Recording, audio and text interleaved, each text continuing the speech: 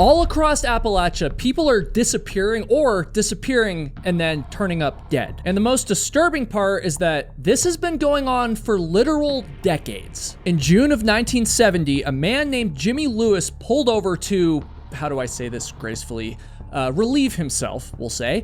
And as he walked into the woods to try and find that perfect spot, we've all been there, something strange caught his eye. He looked a little bit closer and he realized that it was a car. This didn't really make sense. He knew something was wrong, but he walked towards the car anyways. I mean, he just really couldn't help himself, right? He was curious. He reached the car and he peeked through the window, and what he saw made his stomach drop. All he had done was just pull over to take a quick piss, but suddenly he had gotten way more than he bargained for.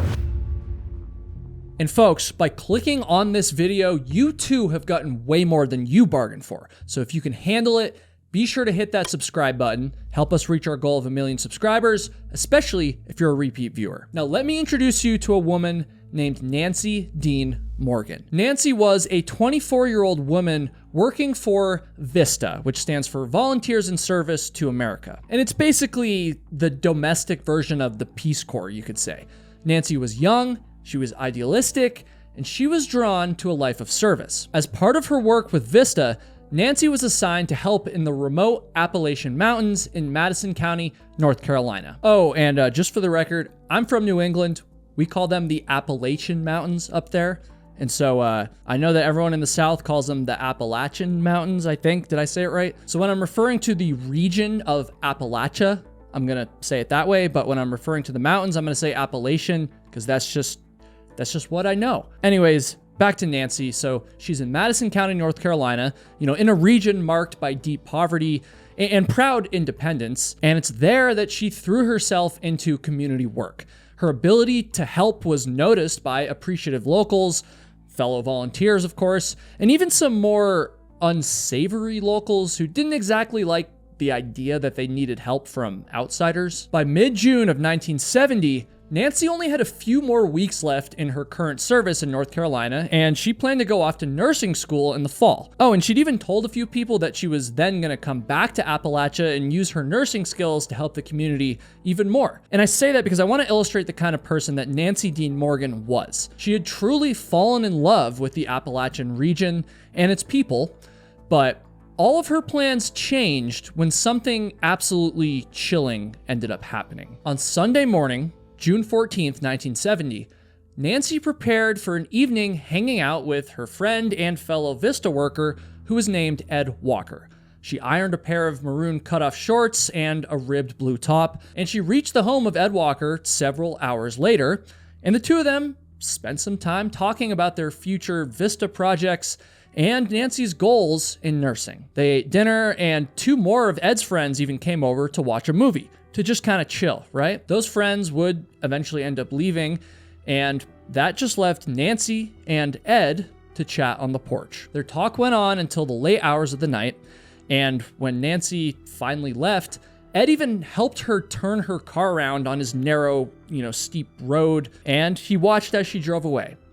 But little did Ed know that that would be the last time that he ever saw Nancy. Days later, Nancy hadn't shown up to her volunteer post, and her coworkers started to become increasingly concerned. I mean, this wasn't like Nancy.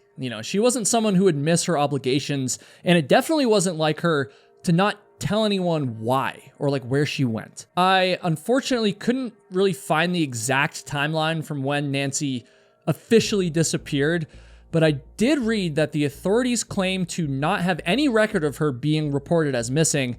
And so they never actually opened an official search. And to be honest, that's just one of the many frustrating mistakes in this case and in this story. And so without official help from the authorities, groups of locals and fellow VISTA volunteers searched all over the area, right? And that's where we get back to Jimmy Lewis, the man we met at the very beginning of this story that stumbled upon an abandoned vehicle. On June 17th, Jimmy Lewis was driving along the hillside of Hot Springs Mountain, not very far from the Appalachian Trail itself, right? And again, he pulled over to go pee in the woods. I guess when you gotta go, you gotta go. And of course, no one wants to get caught taking a pee on the side of the road. And so he kind of went a little bit deeper into the trees so that he wouldn't be seen. And that's when he noticed a government-issued vehicle along the side of the road. This vehicle looked lonely, even abandoned, and even though it was a little bit far away, Jimmy instantly recognized that something was way off here. It was almost like it was haunted. I don't know. Chills ran down Jimmy's spine as he slowly approached the vehicle and carefully peeked through the windows. Almost at the same time, he realized that this was a Vista vehicle, and that's when he saw, sitting inside of it, the body of Nancy Dean Morgan. Now, how do I say this? Like, this was such a brutal scene that even the most veteran investigators could barely stomach it. I actually have to be careful about the way I describe it on YouTube because I don't want to get in trouble and get flagged. And honestly, I think I just need to take a breather here. And so I guess that this is a good time to tell you about the reason we're even able to produce these videos every single week. Drink Element. Drink Element is this video sponsor, and honestly, they've been my longest sponsor by far. I would not be in this position. I would not be able to make all these videos if it wasn't for them. Element is the best electrolyte company out there. It's not even close. I say it all the time, and I mean it every single time. And those of you that have tried it know this. Like, I read your comments. I know a ton of you guys love Element too. I've recently been drinking their Element Sparkling, which is something I don't talk about nearly enough in these ad reads, but this is amazing, guys. You really need to try this. And one of the things that I appreciate so much about Element is that they don't have a bunch of sugar in their drink mixes and, you know, in their sparkling water. So many other electrolyte companies out there just load their stuff up with just a bunch of crap. It's like we already get enough sugar in like all of the other foods that we eat, at least as Americans. And so do we really need it when we're trying to like hydrate ourselves and like recover from a workout when we're sweating? Like, I don't think we need it then. I'm no expert, but I think you know what I'm saying, right? And so Element's the best. And so you really need to try it. So what I'd recommend doing is going to drinkelement.com/KyleHatesHiking. That's drinklmnt.com/KyleHatesHiking, and go pick yourself up some Element Sparkling. And when you do that through my link, you're going to get a sample pack of 8 additional flavors of their Element sticks thrown in with your order for no extra cost. So you're going to get to sample everything they have pretty much. And you're just going to get some free Element too. So one more time, drinklmnt.com/KyleHatesHiking, or click that link in the description. Element, I love you guys. You have no idea how much you've supported this channel. And okay, all right, I think I got myself together. Let's get back to describing what they found inside this car. And again, I have to be careful with my words here because I don't want to get in trouble on YouTube. I appreciate YouTube, want to respect YouTube's guidelines, but what I can say is that they found Nancy tied up. In some accounts, she was described as hog-tied, which, you know, like her arms and legs were all tied up together, which is just a disturbing and helpless thing to imagine, and even more sickening to experience, obviously. And to make matters even worse, Nancy was also found without any clothing on, and the autopsy reports would indicate that she had indeed been SA'd, if you know what I'm saying, and then strangled to death. So authorities now had an even bigger job of figuring out who could have possibly been capable of doing such awful things to another human being, especially such a innocent human being. It's hard to describe this stuff, man. I mean, they had barely even started searching for Nancy, and all of a sudden that short-lived search was over. But the bigger mystery now was only beginning. The local sheriff at the time, who was a man named Roy Roberts, would soon have to juggle this investigation by his own department alongside who else but the FBI. Because, you know, Nancy was technically a federal employee, and the U.S. Forest Service, because her car was found on U.S. Forest Service land. And so all of these agencies would descend upon the county and create something of a mess, and the investigation would be unable to nail down an exact list of suspects for the crime. The Madison County community had their own thoughts on the case as well. There were reports of a meeting between locals where people largely agreed that Nancy Dean Morgan's murder case had more to do with the culture of the Vista program that she was in than it had to do with, you know, their actual town.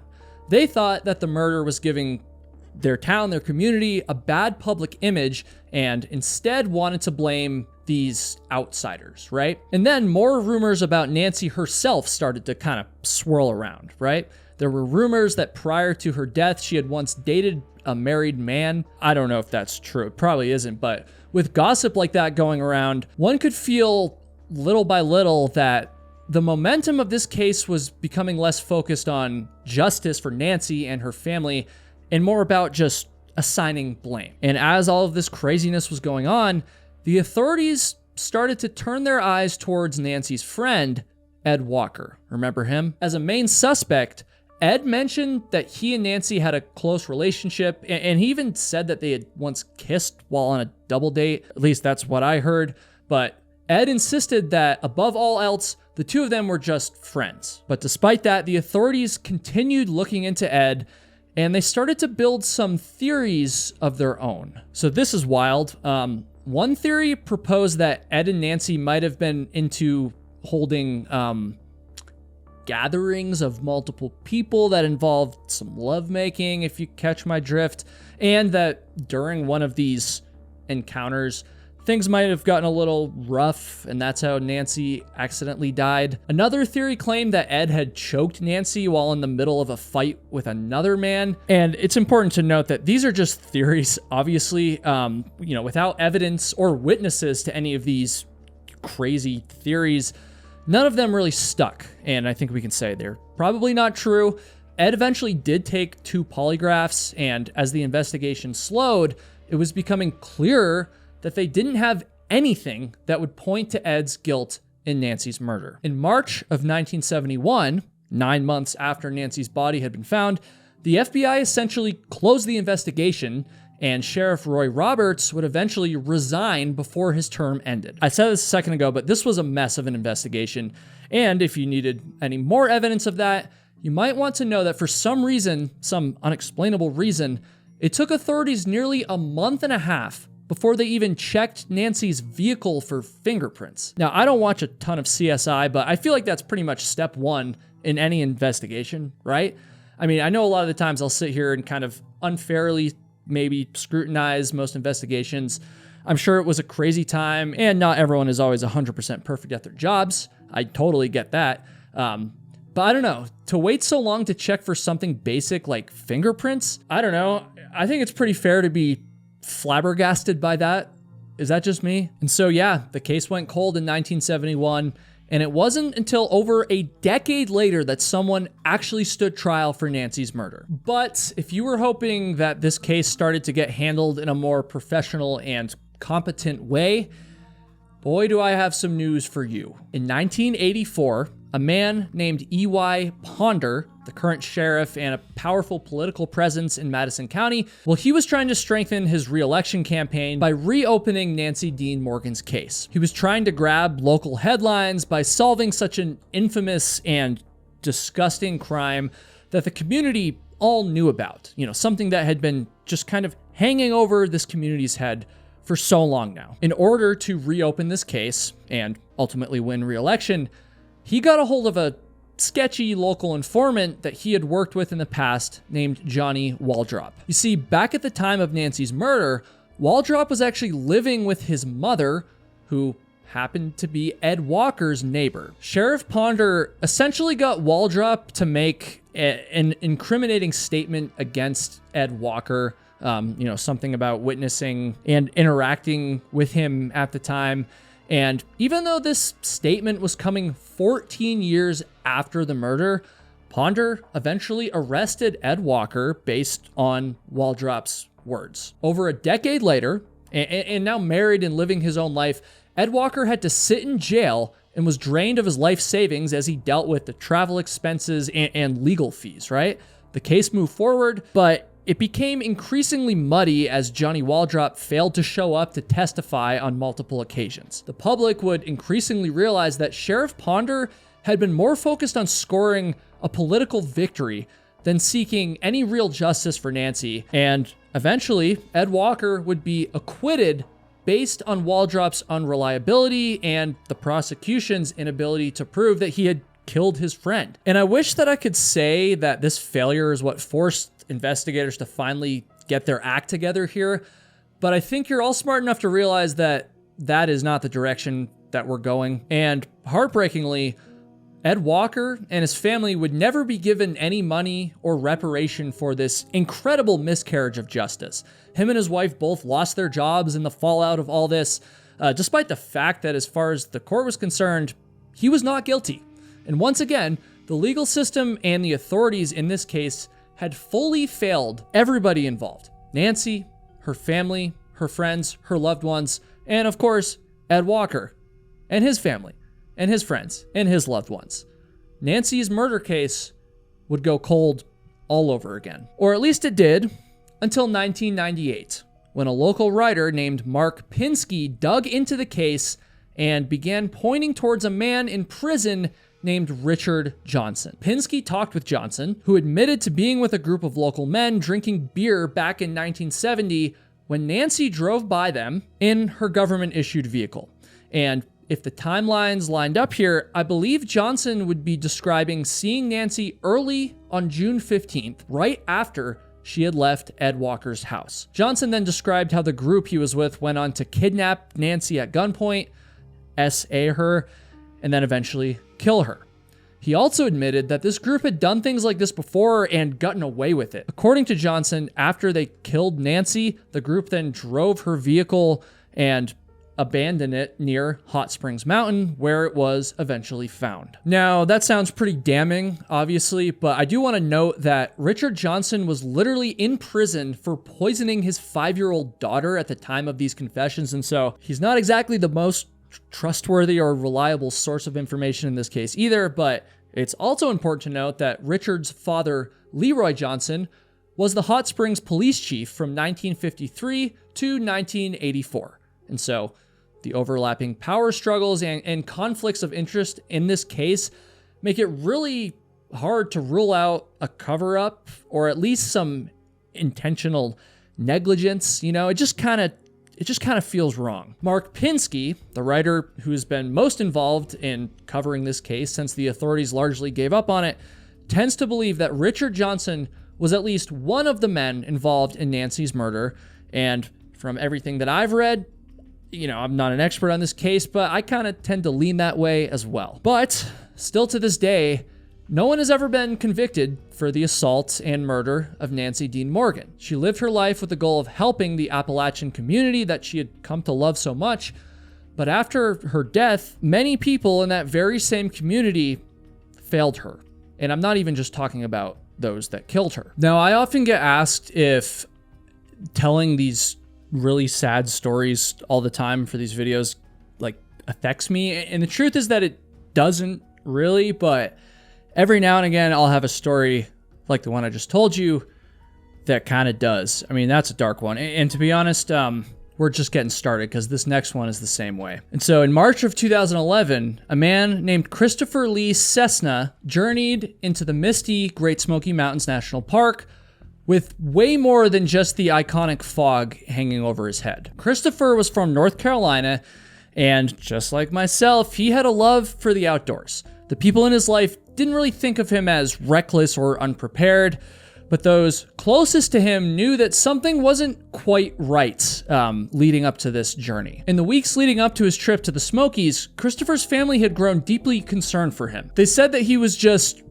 being withdrawn and that they thought he was probably depressed. And as a result, they started to check in with him more often, or at least they tried to. Christopher wasn't really returning many of their calls. He wasn't answering their messages. And so finally, they went over to his house to basically see what was up, right? They hoped that all of their worries and their worst fears would be proven wrong, would just be proven as, you know, we all overthink things sometimes. Maybe Christopher would be just fine. Maybe he'd just been really busy lately. But when they got to his place, that is not what they found. Not even close. Christopher was not there. And when they started to look through some of his things, his items for clues, they discovered something that made their stomachs drop instantly. You see, they knew that Christopher owned a gun, like many Americans, but they couldn't find this gun anywhere. It was missing, and so was Christopher. And so finally, his family filed a report with the authorities on April 27th, to be exact, over a month since anyone had last seen Christopher. And it wasn't long before search and rescue crews started scouring the area around his North Carolina home and then expanded to the more wild and remote places nearby. They knew that Christopher was very familiar with the area, and they, of course, feared that he had some very dark intentions. And as a result, you know, there was a good possibility that he would want to be out in the middle of nowhere.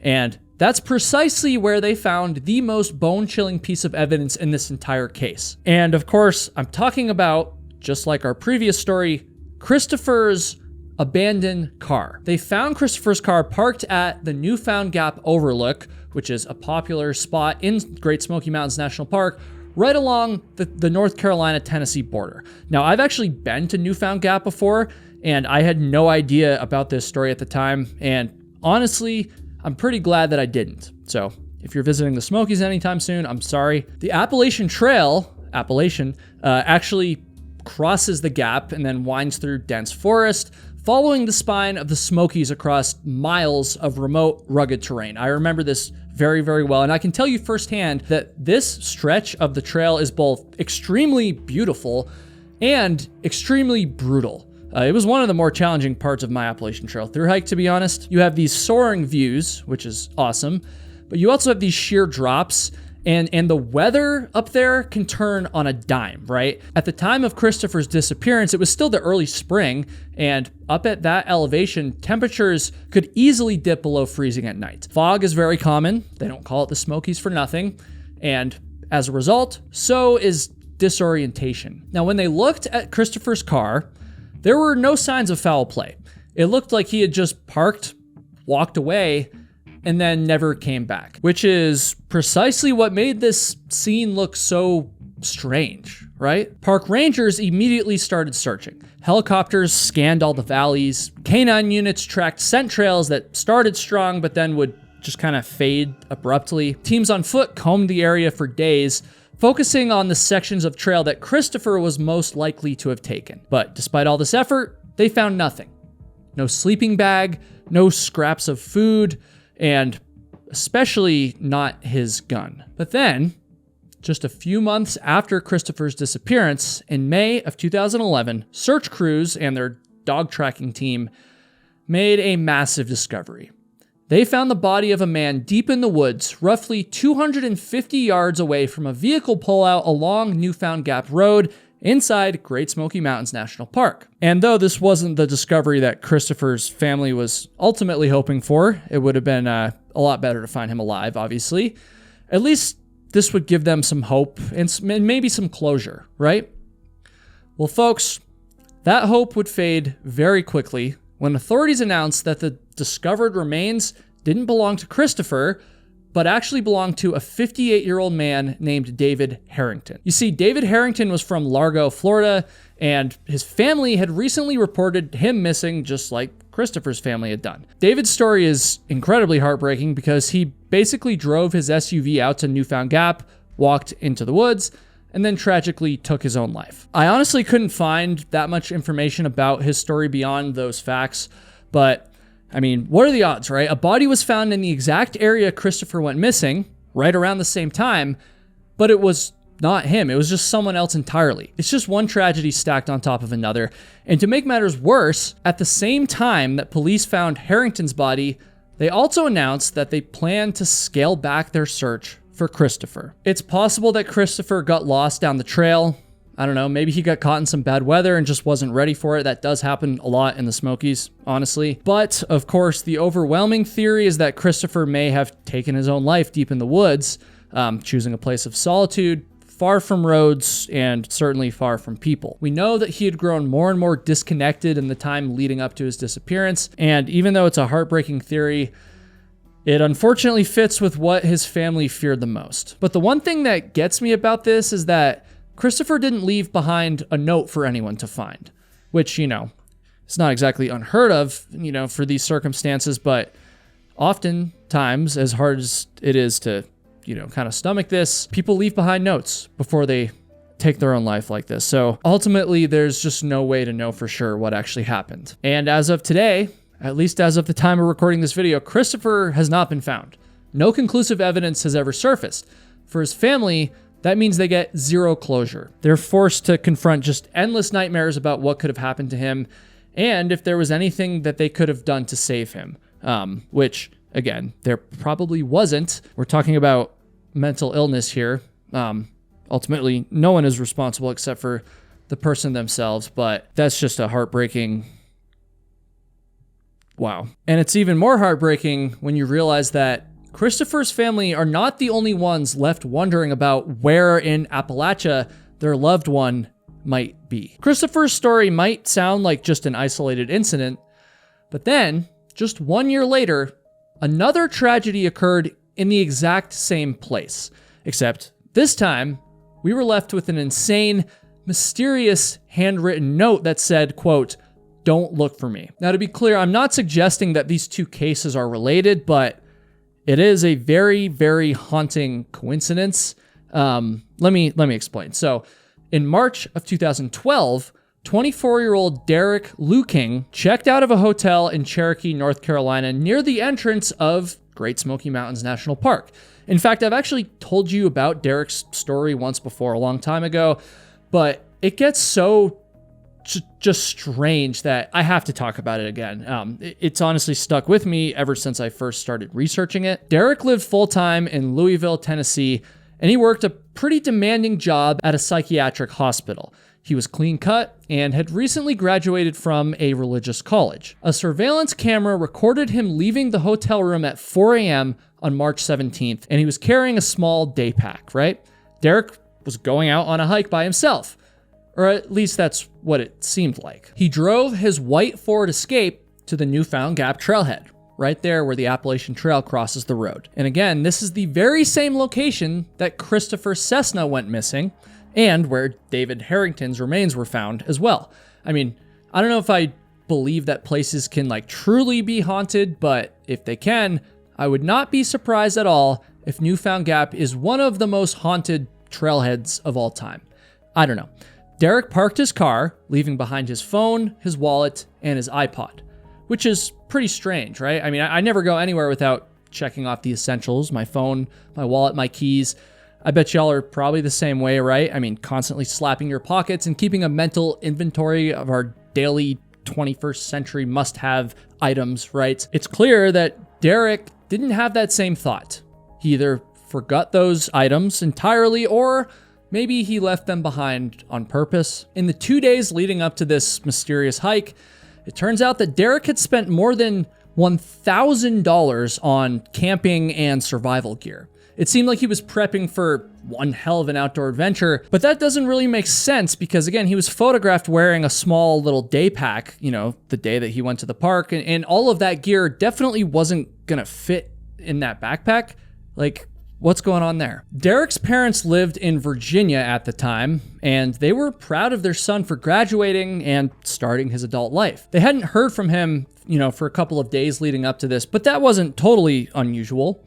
But what was unusual was when they got a random call from Derek's roommate. And this is the kind of call that every parent, I imagine, would just absolutely dread. Their son's roommate called to say that he hadn't seen Derek in a few days.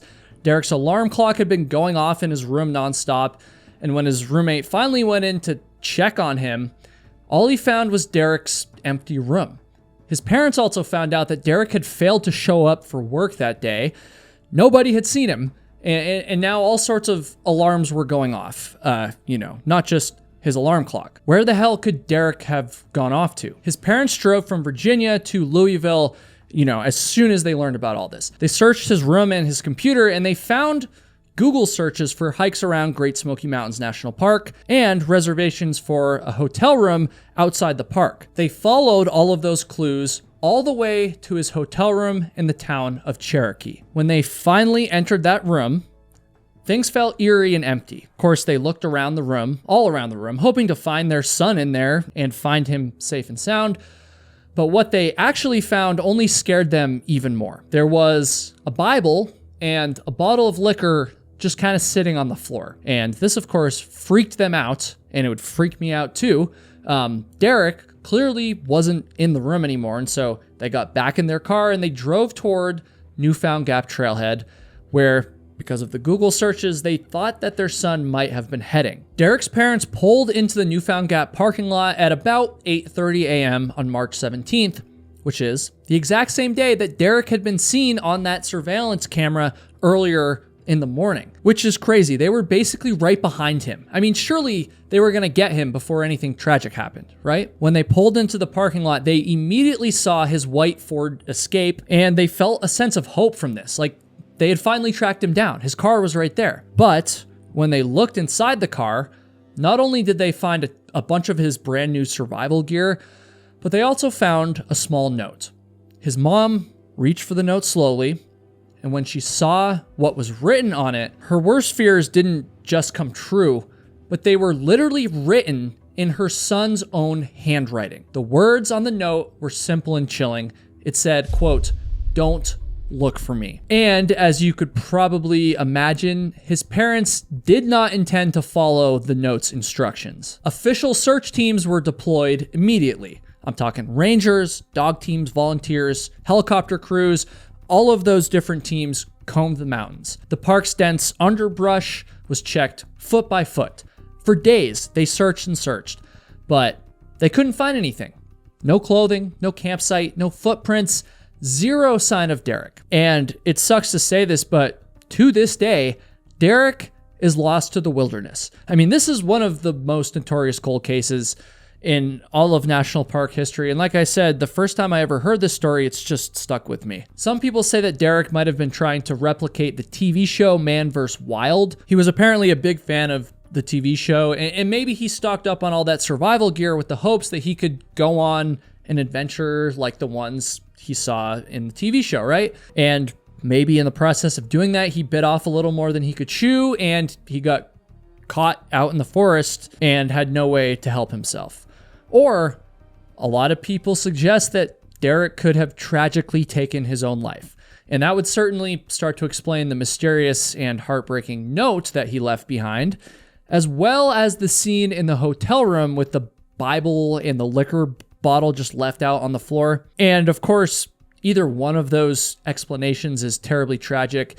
And my heart breaks for him and his parents, man. Like his parents who almost got him, when all of this started, they were so close. In fact, I'm sure the loved ones of my next subject in the next story would have loved to get as close as Derek's parents almost did to finding him. On August 23rd, 2008, a man named Mike Herron left his condo in Maryville, Tennessee with a very simple plan. That was to go up to his family's farm on the outskirts of Great Smoky Mountains National Park. He planned to spend the weekend just mowing grass and just tending to the property, right? He called both of his sons, Andy and Matt, and he left a voicemail for Andy to let him know that he was going to come by and borrow a lawnmower for the weekend. Everything about the day so far seemed completely normal, but what happened next was anything but normal. By the middle of that same day, the neighbors near the farm saw Mike riding his green ATV. He even waved over to them as he drove down Bell Branch Road, which was a road/trail that led towards the woods on the property. The weekend moved along, and by Monday, August 25th, Matt and Andy had expected their dad to check in with them. The three of them all worked together building homes in Tennessee, and it wasn't like Mike to just kind of go off the grid like that. I mean, they at least expected him to bring back the lawnmower, and so they began to worry a little bit. But they hoped that calling their grandmother, who was named Alma, would give them some peace of mind. You see, Grandma Alma lived next door to the farm, but she said that she hadn't heard from or seen their dad either. The brothers didn't waste any more time, and they decided to drive to the property themselves. And what they found there was unsettling, to say the least. For starters, Mike's truck was parked at the edge of the driveway, but it wasn't fully pulled in. It was as if Mike was in the middle of moving it around, but never had the chance to finish what he started, which is strange. The truck was also unlocked, the windows were down, and inside of it were his keys, his wallet, his license, his credit cards, along with his firearm. Nothing appeared to be stolen or even disturbed, and the same went for the house itself. It was also untouched. Even though the doors were unlocked, personal items were all where they were supposed to be. The only thing missing was the green ATV and Mike himself. At 4 p.m. that very same day, the brothers called the Blount County Sheriff's Office. Heavy rain began falling less than an hour later, which lasted several days and definitely complicated any search efforts. But nonetheless, the search for Mike started seriously on that very Tuesday, August 26th. During the afternoon on this particular day, a family friend who was helping the search was about a mile away from the farm, looking around a steep hillside along a strange road that he was sure that Mike would never have used. But you have to remember that everyone involved was getting increasingly desperate, and that desperation would end up working out for them in the end, because that family friend did find something up that obscure road, but it definitely wasn't anything worth celebrating. It was Mike's abandoned ATV. The vehicle was in high gear, the kill switch was off, and the keys were still in the ignition. According to Mike's son, Matt, that was a bad sign. Matt explained, quote, "We grew up riding. If you turn something off with a key, you turn the key off. Leaving it like that drains the battery." Mike wasn't a wasteful or careless person. I mean, this was their dad, their hero. If he had left this ATV here, that could only mean something horrible had happened in the process. They searched all around the location where they found the ATV. They turned over every rock and scoured the dirt for tracks of any kind. I mean, they were desperate to find something that could point them to their dad, some sort of explanation for what the hell had happened. Folks, they found nothing. And of course, that only deepened the mystery. Mike's family and the authorities have considered many possibilities over the years. And while some of these theories lean into the strange or supernatural, others suggest that Mike may have taken his own life, despite the fact that that's something his sons and his mother strongly dispute. I mean, there were no signs of depression, financial trouble, or any red flags in the days leading up to his disappearance. Another rumor plays off some unfortunate stereotypes, some popular ones about Appalachia as a region in the southern US. And so some have alleged that Mike may have accidentally came across like a secret bootleg alcohol distilling operation, and that the criminals running that operation decided to kill him and then stash his ATV down the road where it was eventually found. And there's never been a shred of evidence to back this up. And so to me, this seems like nothing more than people's wild imaginations, but I don't know. And if you were to ask me about my own crazy imagination, I think it's entirely possible that Mike was driving his ATV through the woods and possibly ended up crashing or falling off of the vehicle and getting injured, or possibly dying far away from the ATV itself. And then maybe some unknown person found the ATV and, with Mike nowhere in sight, decided to kind of drive it around before deciding to abandon it without considering to turn the key off the right way, and then being too embarrassed or worried about getting in trouble to ever tell anyone that they drove the ATV once the news of Mike's disappearance started to swirl around. But again, I mean, that's just speculation. That's just my own imagination. I'm trying to be as realistic as possible, but I mean, clearly even that version of the story doesn't explain why Mike has never been found, either dead or alive. Mike was 5'10", he weighed 185 pounds, and he had brown hair and hazel eyes. He was last seen wearing khaki cargo shorts, a faded red t-shirt, and Teva sandals. He would be 67 years old today. He's currently declared legally dead, but his family still hopes that one day the truth will come to light. And so if you happen to have any information regarding his tragic disappearance, please reach out to the authorities as soon as possible. Now, pretty much all of these stories have centered around like southern Appalachia, but of course, another place with deep Appalachian roots is West Virginia. And unfortunately, West Virginia is also a place that's all too familiar with strange tragedies like this. On a cold January morning in 2022, way up in the quiet wooded hills of West Virginia, a man named Bryn Hargraves didn't show up to work. At first, his boss wasn't like too concerned. I mean, maybe he had just slept in. I know that probably happens to me weekly. Honestly, I wasn't built to wake up early and do the 9-to-5 grind, but of course, that's probably why I chose to be a YouTuber instead and make my own schedule, or that's one of the reasons anyways. The other reason is because I'm addicted to telling you to smash the subscribe button. All right, I'm sorry, but these stories are just so heavy, man. I gotta have a little bit of fun every now and again, just to lighten the mood. Anyways, after a few hours turned into a full day and no one had heard from Bryn, people started to realize that he hadn't just overslept, right? Instead, something clearly was very seriously wrong. And I don't know exactly how to say this without it coming across wrong, but Bryn wasn't just anyone either. He was from England, and that's where he made a name for himself as a professional rugby player. He even won something called the Challenge Cup back in 2008. But eventually, Bryn hung up his cleats and he moved to Morgantown, West Virginia for a quieter life in Appalachia, working in the oil and gas industry. He lived alone at the Whisper Creek apartment complex near Cheat Lake, a quiet area that looks picture perfect by day, or at least it does on Google Images, but by night, it could easily look like a creepy house in the woods, almost something straight out of a Friday the 13th movie. I don't know. And that's part of what made his absence from work extra chilling. I mean, people knew he lived alone, and so when his boss, his friends, and his family kept calling and calling and calling, but all they could ever get a hold of was his voicemail, they were at a total loss. And that's when authorities were finally on the receiving end of a phone call. But, of course, this phone call didn't come from Bryn.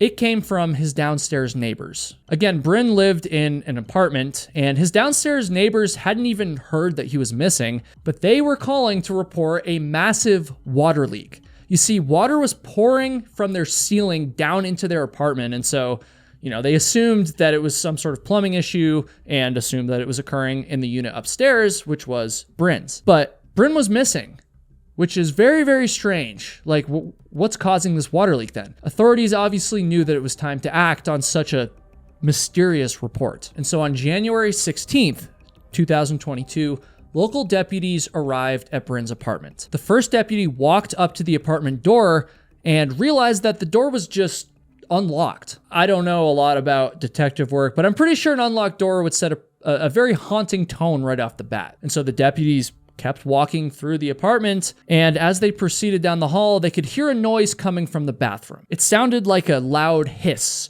or someone making a like a shushing sound, right? The first deputy reached for the bathroom door handle slowly. He turned the knob, and he opened it as carefully as he could, kind of peeking into the room. What he saw was the shower still running, but absolutely no one in there, which kind of blew their minds. Like, how long could the shower have possibly been running for? And was it Bryn himself that left it on, or was it someone else entirely? They searched the rest of the apartment thoroughly, but Bryn was still nowhere to be found. However, they did find his wallet, his passport, his ID, all of that stuff was still in there. Other than the bizarre state of the shower, everything in the apartment looked to be pretty normal. There was no sign of a struggle, no sign of forced entry, no note, and pretty much no other clues. And so after the apartment was searched, the sheriff's office launched an even larger scale search. And I always feel like a broken record when I tell these stories, but of course, we're talking police, dogs, drones, foot volunteers, people scouring the nearby woods and the nearby lakes up in this region for months. They followed every lead, every scent, every trail that they could possibly find. But the dense West Virginia forest is pretty much the undefeated hide-and-seek champion of the world. Back in the UK, Bryn's family was getting very frantic. His mother, Maria Andrews, flooded social media with heartfelt messages. She posted little tributes of love and grief that painted the picture of a devoted son suddenly ripped out of her world, which is tragic. His brother, Gareth, gave interviews and started fundraising campaigns, raising money to hire a private investigator after the official search efforts ended up ending. And there were theories too, because of course there were, right? Some people said that Bryn had been struggling after a bad car accident had left him with constant back pain. His mother specifically believed that he'd suffered from a brain condition called CTE, which is pretty common in high contact sports like rugby. She believed that his brain injuries caused him to have seizures, one of which caused the bad car accident, and that his chronic pain may have taken a serious toll on his mental health as well. Maybe, some people thought, he had simply decided to give up and take his own life. But if that were the case, why did no one find him then? And so naturally, other people began to suspect something much darker.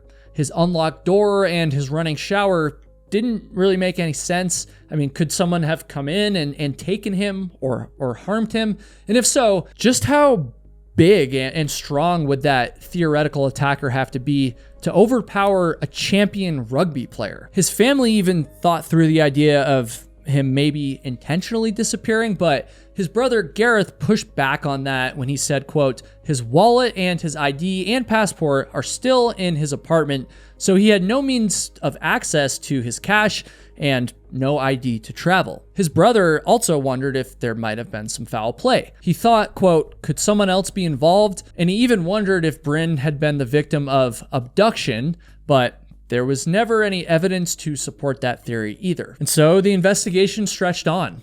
Seasons changed. Snow fell, melted, and fell again over the hills of Cheat Lake. Bryn's case lingered on like the fog over the quiet Appalachian community. Eventually, the official search and all the search and rescue teams, they all moved on from the case. But of course, Bryn had to be out there somewhere still, right? In late February 2023, somebody made an unexpected discovery, and I say somebody because through all my research, I actually couldn't figure out who exactly made this discovery. Some accounts suggest that it was made by the family's private investigator, and others suggested it was a search crew of some kind, but that doesn't really sound right since we know that the rescue efforts had been shut down at this point. But either way, who made this discovery isn't nearly as insane as where they made the discovery, because there, in a wooded area between South Pierpont Road and the Hanalei development,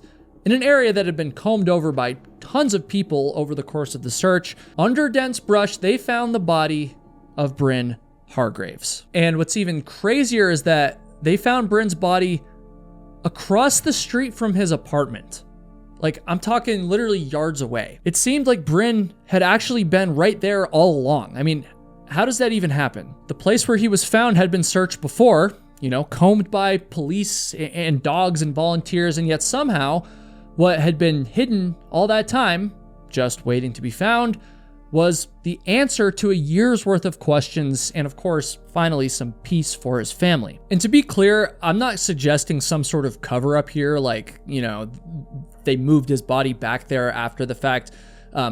It seems, from my perspective, that they just missed it somehow, which is really strange, but at least there was some resolution to this case. And yet, questions still linger, because there's never been any cause of death announced by the authorities. Could Bryn have hit his head in the shower and then walked out of his apartment in a daze?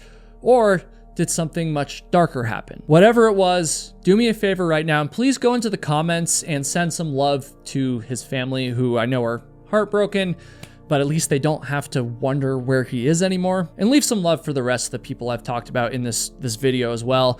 If there's anything that you should take away from this video, it's that the Appalachian region is full of deep-rooted culture, and it's also home to deep, dark secrets. YouTube seems to think you'll like watching this one next, and so give it a click. And folks, I appreciate all of you so much, and I hope you stay safe out there.